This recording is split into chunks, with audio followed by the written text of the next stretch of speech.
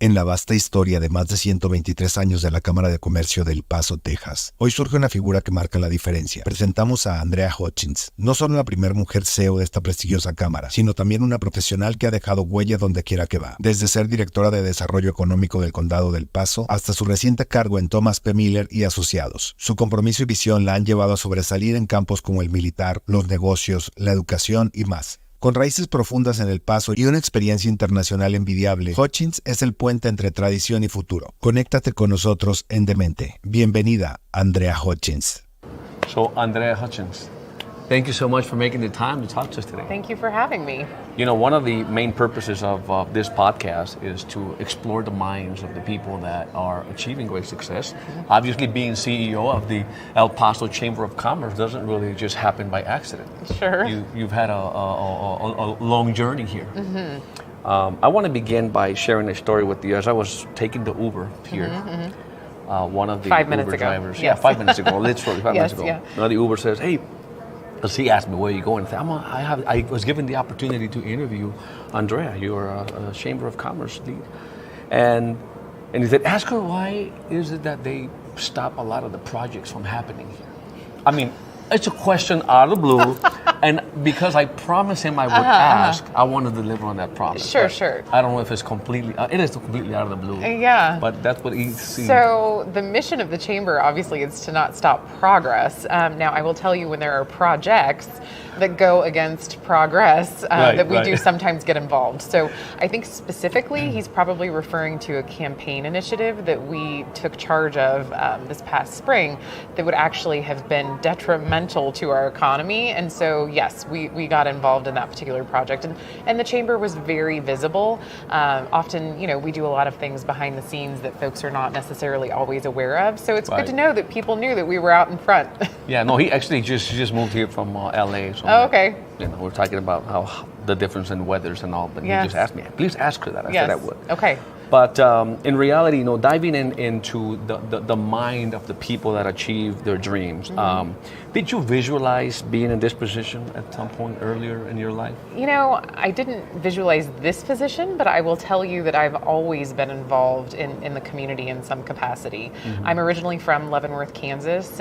When I was in my early 20s, I started working with our local chamber and got a degree in public administration because I love the work of communities. And in your way here, who inspired you along the way? Who's kind of been a leader? Because every successful individual I've known, they either get inspired by somebody, and then they are mentored by somebody else. Who are those people behind? So I try and take a little bit of something from every one of my relationships. You know, it could be as brief as an Uber car ride, you know, all the way to maybe somebody who has taken the time to mentor me over the years. But because we are a military family, I do have a tendency to move a little bit. And so I've had the opportunity to meet and interact with individuals from, you know, all over the world, frankly. So I really do try and utilize every interaction that I have with somebody as an opportunity to grow and to learn from it. I will also tell you, when I was younger, I thought I was going to be president of the United States, so I'm a little behind. But you are in that, you're in that space, yes, right? Yeah. So, but I'll take CEO of the El Paso Chamber, so it's a good close second. Absolutely, absolutely. Now, I did notice as I was reading about you and all, that a lot of your responsibilities have really gravitated around marketing. Obviously, as an entrepreneur, I'd say that that's one of the key things, right, for businesses to succeed. What intrigued you about getting into marketing? Because most of these high-level responsibilities and these very important organizations you've been a part of involve marketing. How'd you get into that? So, you know, I think we're all marketing all the time, whether we realize it or not. So whether you're marketing your own brand or you're marketing for the organization that you work for or volunteer for, fundraise for, you know, whatever it is, I think that we are all in some way marketing on a regular basis. And if we're not, we should be, right? So when I look at kind of the intersection of where, you know, say public relations and economic development kind of collide, it is in that marketing space. So as a community, El Paso is competing against other major metropolitan areas, frankly, not just in the United States, but in the world, right? So when we look at the geographic, benefits of being here and being a border community, we are certainly competitive with other port cities across the globe. So, when I think about kind of why this position is necessary to have a marketing role and a marketing background, it goes from everything from the advocacy work that I mentioned earlier that we got involved in, all the way to helping, to advocate for El Paso as a community, and then also to be competitive as a community. Sometimes, especially in communities like El Paso, where the people are, so hardworking and so incredibly just humble, we don't always do a great job of tooting our own horn, if you will. And so, I think there's a really fantastic story to tell in El Paso, and so hopefully my marketing background can help do that a little bit. Yeah, I want to take advantage of the opportunity to dive even deeper on that, because most people, especially being in the Chamber of Commerce, involve businesses, right, mainly. So there's a saying that if you build it, they will come. Sure. But then they don't come. Yeah. And so if we could maybe go into the experience that you've gathered, what would you can provide to maybe a new entrepreneur, somebody that thinking, I've got a great product, I've got a great water, and I'm going to go just because it's good. Why is marketing such a critical piece in any business, no matter what you do? Yeah.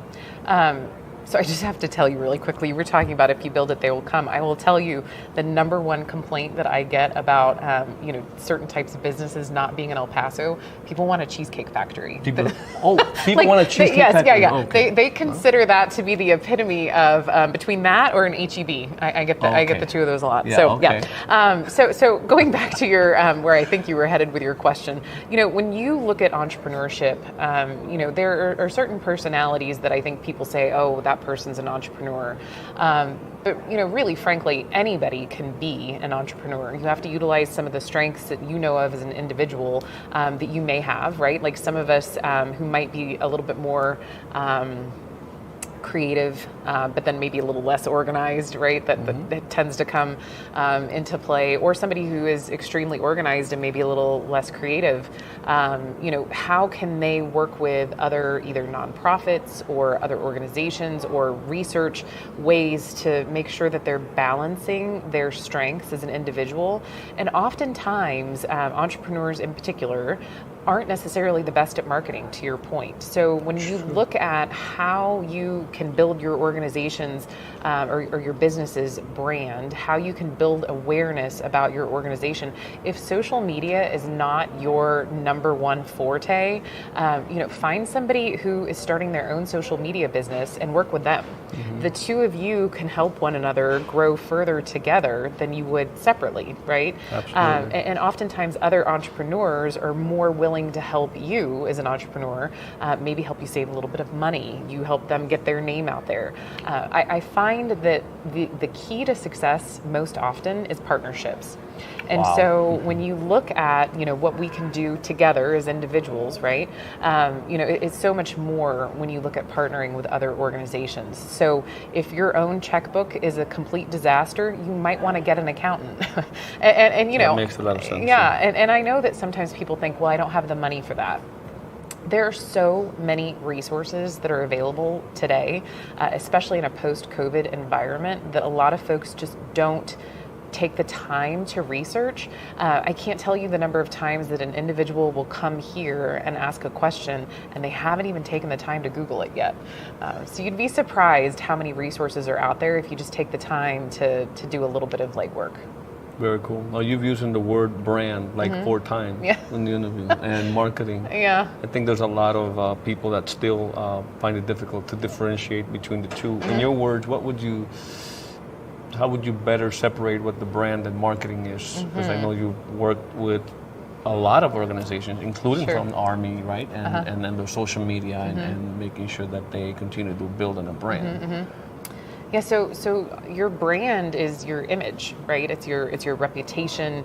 It is what people think of when they think of you as an individual, or what they think of when they think of your organization as a company. Sometimes you may have a differing view of what your brand is than the audience does, and so it's very important to make sure that those two are married in some type of way. And what I mean by that is, if you want your brand to be a specific look, a specific reputation, there may be times where you have to do some marketing to tell that story so that people understand the brand. So the key difference there between branding and marketing, a brand is the image, right? And the marketing is telling that story of the brand. Very well put. Very cool. And so I want to get now into the psychology, because I'm very big on the way you think brings about the result that you're getting. So I want to go with Andrea's first big responsibility that she had to take. Going back, I don't know, this is 2000 and what? Help me a little bit. Are you trying to tell everybody how old I am? No, that's not No, the I'm point. just teasing. Yes. No, yeah. My goodness, responsibility-wise. I mean, I obviously When you having had kids that first sort of chief operating officer, the chief.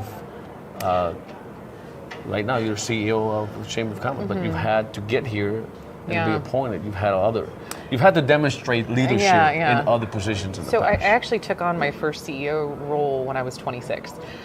So that role was to manage a local magazine company. And so that magazine company was regional in focus. We did grow significantly over a 2-year period, to the point where the company ended up being sold off to another larger organization.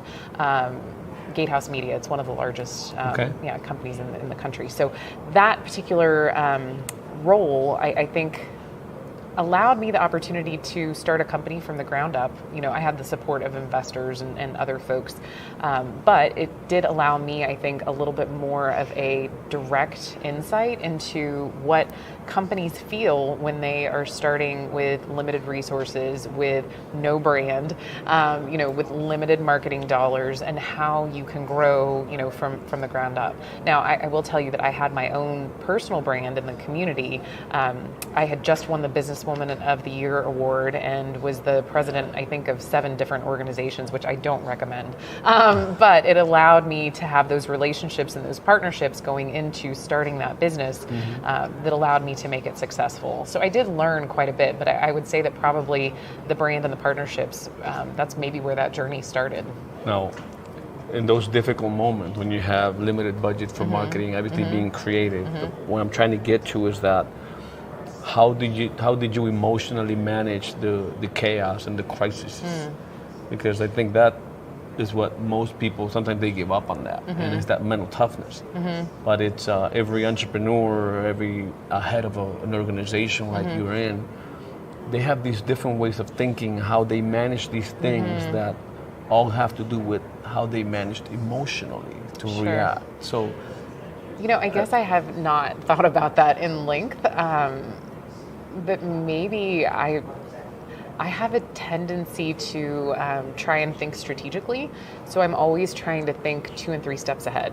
And part of that thinking 2 and 3 steps ahead is that you have the scenario of success and failure going on at the same time.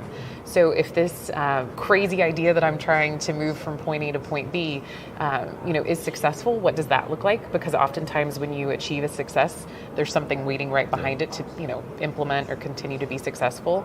At the same time, if I fail, what does that look like? And then, is a failure really a failure, or is it an opportunity to start over, right? So right, there's a paradigm. Is like what sort of lenses are you using to look at a crisis? Sure, yes. And so that's what I want to get to, because I think that's the critical. I honestly, and that's just my humble opinion. I could be wrong, but I'm just thinking that people that are your level obviously think completely different than those that are not achieving certain levels of success. So that's what I want to really give to the audience. Sure. So I think for me, I am always considering door number 1, door number 2, and then can I build door number 3? right? So, if door number 1 is not the best option and I end up stuck with door number 3, what can I do to take advantage of a situation to make sure that at the end of the day, it is a win, right? So whether or not, it's considered by the rest of the folks around me to be a win, I'm going to change it so that it is. So I always try and make sure that I have, a couple of steps ahead already mapped out. And then, if like I said, one of those scenarios pans out, I already have a plan for what I'm going to do for the next steps. I very rarely show up to a situation where I haven't done some sort of planning one way or the other. And then, try and make sure, again, that I have the support necessary of those folks around me so that when we achieve success together, that everybody kind of knows where to pick up and move to. In other words, if I don't want to put words in your mouth, but you're talking about recruiting up, getting smarter people around you. Absolutely. Because a lot of people tend to recruit down to kind of look smarter in a place. Yeah. So you intentionally recruit up, or it's just sort of... No, absolutely. So I recruit up, I recruit out, I recruit from all the places that I can. So I think my staff would probably tell you, we have very open staff meetings where everyone is encouraged in an engaging conversation. I make it very clear that everyone's idea in our organization is important because someone may see something that I don't. And the beauty of being in a chamber of commerce in particular is that this is really a volunteer-led organization. So when we look at our members and we look at the success of our members, the success of our community, it's really because multiple entities, multiple businesses, multiple people are coming together to push progress forward in our community.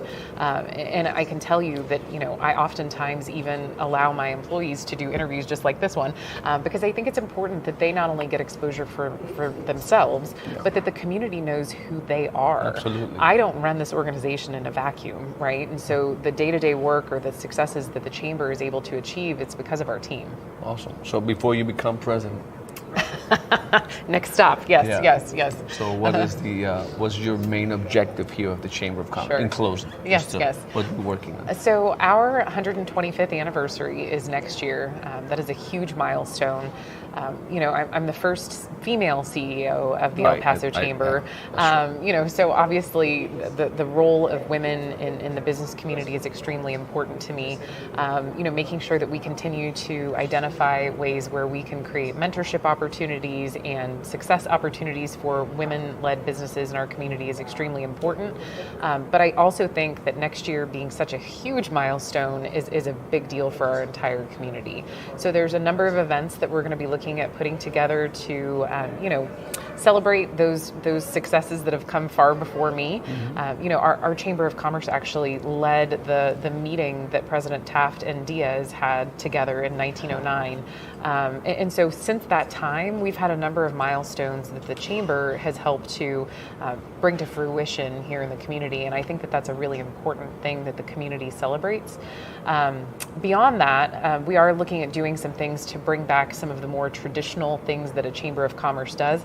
Advocacy is being one of those. Sure. And so, when you're playing a role as an advocate, sometimes, you're going to make a lot of people very happy and a few people angry, and then the new subject will come along and you're going to flip-flop those same individuals, right? So being in an advocacy role is sometimes a kind of a touchy situation. And so, you have to make sure that you do it very strategically and that you do it with a number of people in your corner. And so we're really going to be looking at not only using our 125th anniversary to bring in more members, to bring in more committee members, but as an opportunity to continue to tell the Chamber story and make sure that our brand is one that is synonymous with bringing, progress to our community and creating an environment really where El Paso is seen as a place to come and to invest, to build business, to bring business, the whole 9 yards. Not being from El Paso, I can tell you from time to time, I sometimes feel like I am a bigger cheerleader of El Paso than people who are from here, which I don't think is completely uncommon for somebody who's grown up in a community. But I'm really excited to bring forth the El Paso story to a larger audience. I think as a binational community, there's so much opportunity that exists in our community that for too long has been kind of a hidden gem. And so I feel like right now, in a post-COVID world, while there is so much, just dynamic opportunity happening in the business world in general. Everything's kind of changing and morphing. I feel like this is kind of our moment to shine. And so anything that the Chamber can do to help, make sure that we're getting the word out about what an opportunity it is to be in El Paso, we plan to do. Awesome. Would you answered my last question without me having to ask it? I told you I was a quick interview. No, I know, and I really enjoyed it. And hey guys, listen, I know you got a lot of value from this video. Make sure that you follow Andrea Hutchins and you visit El Paso. Make sure you share this video with the people that you know. I'm sure they'll get a lot of value from it. Andrea, again, thank you so much for opening the doors to us like this and being open for this conversation. Absolutely. You're welcome anytime. And congratulations, by the way. Thank you. Appreciate it. Thank you. Bye, everybody. Bye-bye.